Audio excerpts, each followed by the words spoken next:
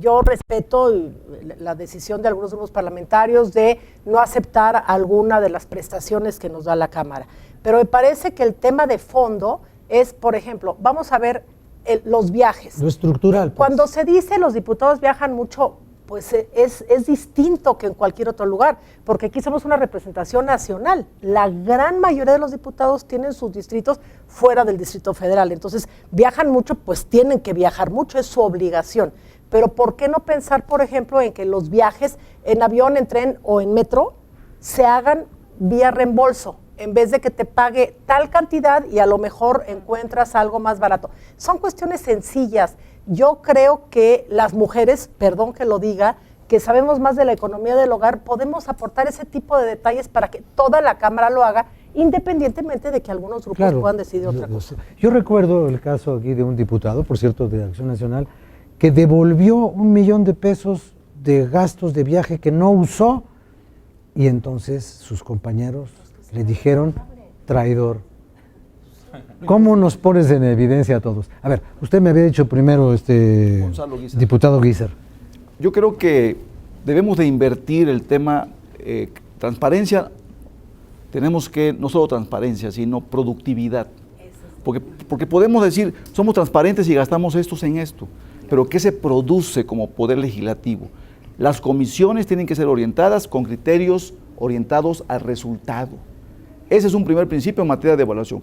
2, tenemos que ser eficientes y que cada diputado, que lo sepa la sociedad, porque además es pública la información, ¿cuánto gana un diputado? Un diputado gana, no más, si alguien gana más que lo diga, pero 150,000 pesos por todos los conceptos, no es su sueldo, por todos los conceptos, y de ahí un diputado que lo sepa la sociedad también, tiene que viajar a su lugar natal, tiene que poner oficinas de gestoría, tiene que pagar secretaria. Encuentro Social, por ejemplo, no tiene celulares, no tenemos carro, no tenemos techo presupuestal, pero estamos dispuestos a sacrificar lo que decide el órgano colegiado de la Cámara, que es la Junta de Coordinación Política, porque hay que mandar mensajes, aunque sean simbólicos, pero no nada más quedarnos ahí.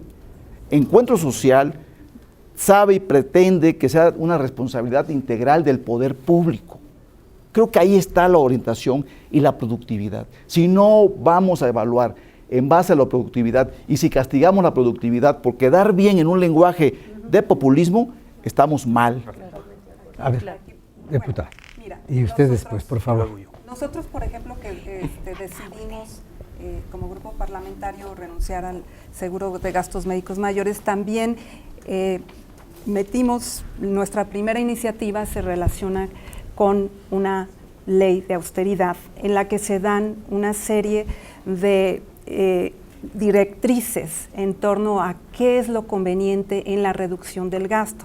Por ejemplo, ahorita que se hablan de los viajes, efectivamente algunos tienen la necesidad por los lugares donde están de ir, pero el año pasado, la legislatura pasada, se hicieron 200 viajes al extranjero, donde fueron 700 personas que viajaron, y ahorita, por ejemplo, se acaban de aprobar una serie de viajes al extranjero en donde no es necesidad que vayan 5 diputados de una fracción parlamentaria, 3 de otra, 4, no es necesario que vaya tanta gente. O sea, usted dice de lo que llamaron el turismo parlamentario. Sí, es importante que se aprieten el cinturón. También no es correcto que haya escoltas, por ejemplo, ¿no? Debe de haber mucho cuidado, autos nuevos, pero no nada más es una cuestión de austeridad, y yo repito, es una cuestión de que el gasto que logremos ahorrar se invierta en otras cuestiones, que sea, por ejemplo, nosotros queremos que se invierta en educación para contribuir a que no haya rechazados en la preparatoria y en la universidad. Queremos que, por ejemplo, el ISSSTE sea mejor financiado, porque precisamente como nosotros, los que somos privilegiados, nos dan los seguros de gastos médicos mayores, el Estado no se preocupa de mejorar la salud pública, y creo que es fundamental que volvamos a tener una buena, un sistema de salud aceptable para toda la población. Diputada Mirza, por favor. Sí, perdón. Primero las damas y luego ya el diputado. Te le encargo yo también. Y luego después de Pero por el asunto de igualdad no es un asunto primero de las damas, es que ya había pedido la voz. No, Vamos pero a yo decirlo hablé- que es democráticamente, yo creo ¿no? que la buena educación no pasa por la cuota de género. Primero las damas. Un poco estoy de acuerdo también. Está bien. También me Aunque asumo me lo que digan dice. retrógrada. Primero las damas. No, forma es fondo, también dicen, ¿no? Y fondo es fondo, No, yo no entonces, uso bueno, fondo, no, yo no uso vámonos, fondo. El asunto con lo que usted decía antes de que nos fuéramos al corte, de la austeridad como un discurso, que lo debemos de convertir en medidas y en hechos, lo debe de sentir la ciudadanía de manera inmediata, ¿no? Desde la Presidencia de la República, si bien es cierto, hay un discurso de apretarnos el cinturón, los únicos que se están apretando el cinturón el día de hoy son los ciudadanos en la calle. Esa es la verdad. Tenemos un gobierno lleno de privilegios. Actividad. Y dos, algo tan sencillo como es que se nos audite cómo entramos y cómo salimos. Punto. Una cosa para ahorita que regresemos, porque si le doy un minuto no le va a alcanzar. bien. Mejor, permítame Tengo 13 preguntar la esto. próxima ronda. A mí me gustaría que ustedes nos explicaran algo que yo no entiendo. Y quizás alguien del público tampoco lo entienda. ¿Cómo se mide la productividad de un poder legislativo? Emitiendo leyes para ley general sobre cómo escuchar el canto de los pájaros, y eso ya es una evidencia de productividad. Ley nacional para determinar los índices de felicidad en la circunstancia conyugal después de los 15 años de matrimonio. Ley para hacer la visita del médico de los servicios de salud a la casa de los ciudadanos. Ley para... Yo no sé para qué, de veras. Y decir esto en el Poder Legislativo es políticamente incorrecto. Pero ¿para qué queremos tantas leyes? Los mexicanos Unas no encima de necesitan otras. tantas Ta- leyes, yo necesitan pre- leyes eficientes. Es como los libros. ¿Para qué queremos bibliotecas de 5,000 ejemplares? Con leer 100 libros importantes de a de veras en la vida, usted es un hombre culto. Pero no me haga caso. Vamos a una pausa.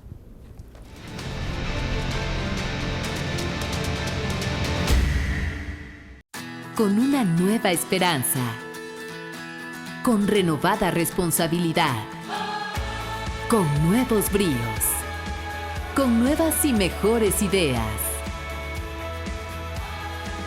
Porque estamos comprometidos con un México nuevo.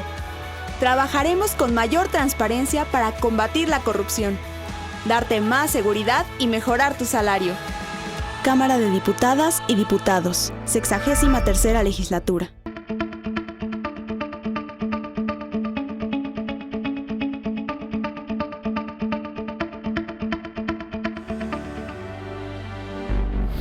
Qué triste, qué grave, qué estremecedor debe ser padecer, sufrir un secuestro, la pérdida de uno de nuestros seres queridos. Se ha secuestrado, se ha raptado, se ha tomado con violencia y retenido. Debe ser, lo imagino y me cuesta trabajo imaginar que haya quien maquine, quien se ponga a planear la supresión de la libertad de una persona para convertirla en negocio. Que desde hace décadas se viene ejerciendo, llevando luto, no respeta el secuestro, la desaparición de las personas, ni condición, ni clase social, ni intelectual. El secuestro lo vive, lo sufre ya no solamente el adinerado, el acaudalado, el rico, que no debía ser, que se hace más sensible, porque saben los captores, saben los delincuentes que les va a entregar dinero.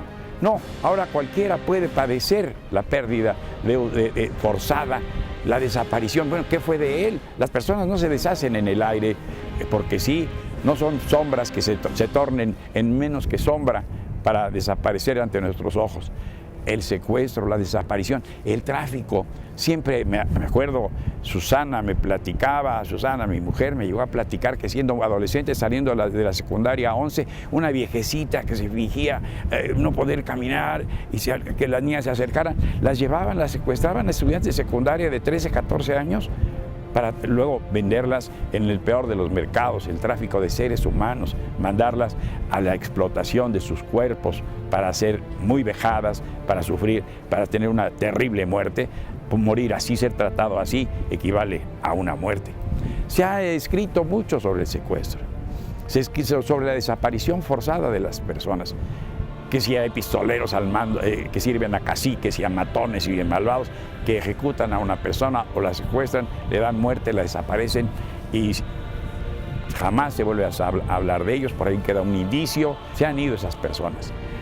Este problema tan grave, ha hecho cohesión en la sociedad, ha hecho que asociaciones, que agrupaciones y que personas serias, personas que han sufrido lamentablemente, como el señor Martí, que perdió a un hijo en una transacción de esa índole, al perder a su hijo y entregar el rescate y todo imposible, el niño murió. Lo ha convertido en un cruzado la señora de Wallace, entre otros, que me recuerdo en este instante, para luchar y hacer llegar a la Cámara de Diputados la necesidad de legislar en la materia sobre trata de personas, secuestro de las personas, desaparición forzada de personas, es decir, por el respeto a la persona humana. Cada uno de nosotros es muy valioso intrínsecamente para sí mismo y para quienes le rodean, para su familia. Ya está construyendo, constituye un ejemplo, constituye un ideal. Los hijos lo ven como el gran ejemplo a seguir, imitable y una forma de ascender y de crecer y de ser. Entonces los diputados se han abocado por esta exigencia social a la materia y lo han hecho con intensas discusiones y con una gran preocupación. También es menester que se legisle en forma también muy práctica, porque imponer penas de 150 años que nadie va a vivir, nadie es Matusalén ya. Entonces es impráctico y sabemos primero que a lo mejor ni siquiera debemos con los delincuentes. También hay que cuidarse, organice su calle, organice su casa, vigile pues que no sea la puerta abierta, que el candado de la reja, que el niño no esté solito en el jardín, si tienes ahí en su espacio de juego, quiénes son los vecinos, no haga los mismos, no sea rutine, no haga usted tedioso, hastiante su vivir cotidiano. No lo haga en punto, no lo haga como aquel filósofo de Königsberg que decían que los relojes se ponían de acuerdo con su paso y su caminata para precisar la gran puntualidad de aquel pensador alemán. No lo haga así, interrúmpase, cambie cosas, cambie chapas, tenga usted bien seguro la casa.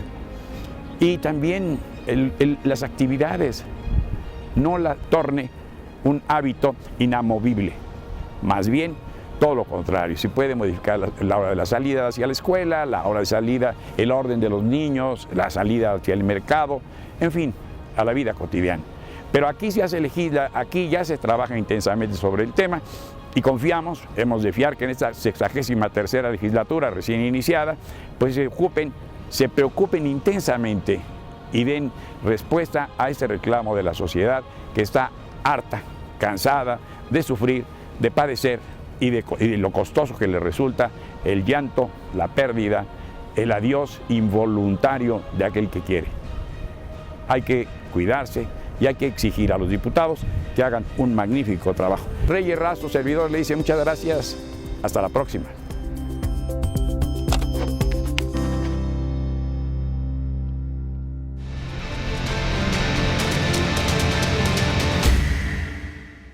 Muchas gracias, regresamos con ustedes.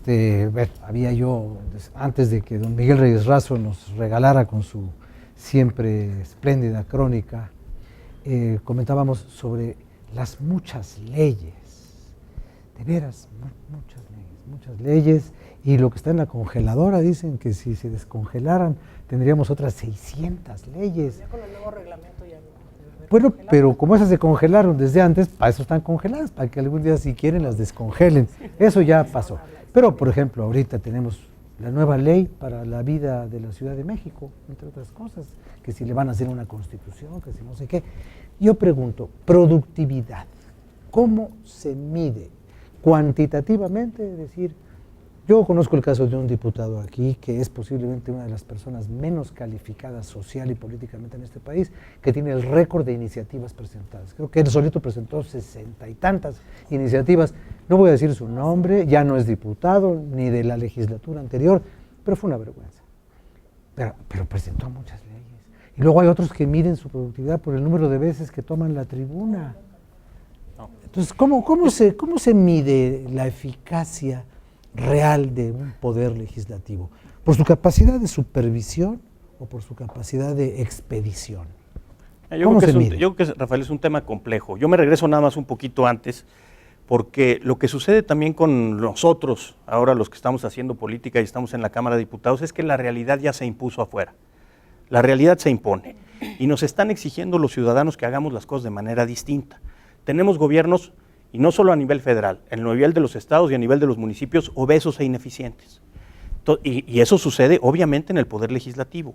Sí tiene que ver un poco con el tema de las leyes, que todos estamos queriendo crear legislación para mejorar las cosas.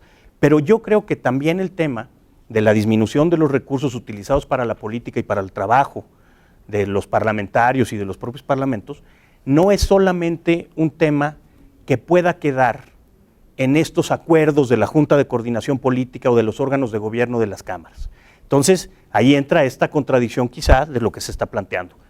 ¿No son necesarias tantas leyes? Quizá no, pero sí hay que tener nuevas leyes que vayan al fondo de lo que estamos buscando, y es reducir el dispendio y el gasto público.